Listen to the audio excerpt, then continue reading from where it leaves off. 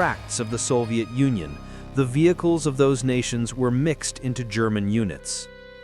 Overall, the use of enemy armor for the Allies was, with a few exceptions, much less necessary than it was for the Germans.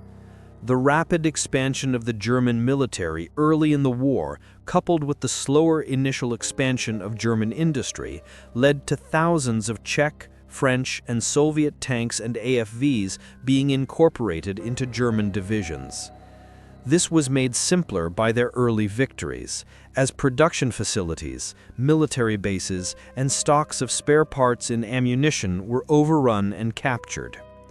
During the course of the war, entire units were fully equipped with captured enemy armor, notably Soviet T-34 medium tanks on the Eastern Front, and French tanks of various types used in security units in Western Europe and the Balkans.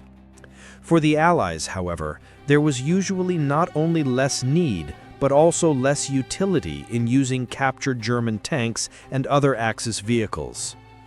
Allied production capacity was much higher, so the Allies' armies could almost always replace losses and equip new units without resorting to captured enemy ordnance.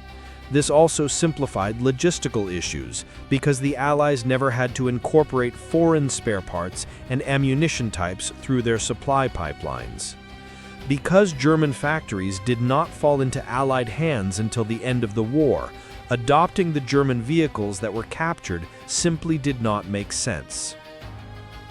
The most well-known examples of captured German tanks used by Allied forces.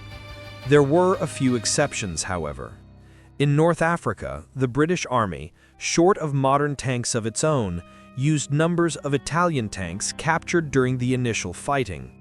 In March 1941, the British reported having 365 tanks available, not including light models armed only with machine guns.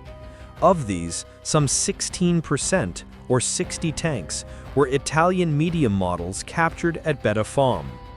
All of them were issued to the 6th RTR, Royal Tank Regiment, after being overhauled and fitted with British radios. They were not very popular with British tankers because of their thin armor and poor mechanical reliability. The 6th RTR arrived at Tobruk on February 22, 1941, with none of its own tanks. The unit was sent to Beta Fam to take possession of the Italian M1340 medium tanks there. The 3 squadrons of the regiment were all equipped with these tanks by March 12. On the 18th, A Squadron was sent forward to join the 3rd Hussars. The squadron started its road march with 15 Italian tanks. 3 of them overheated en route and were left behind. An additional 3 M13s arrived at the squadron's destination, but they were losing power and overheating themselves, leaving only 9 operational tanks. By March 31st, the 6th RTR reported only 36 of its M13s operational.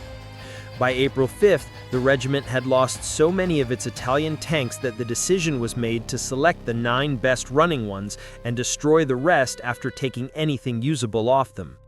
By the next day, the last of these vehicles had been discarded because of breakdowns and a shortage of vital fuel.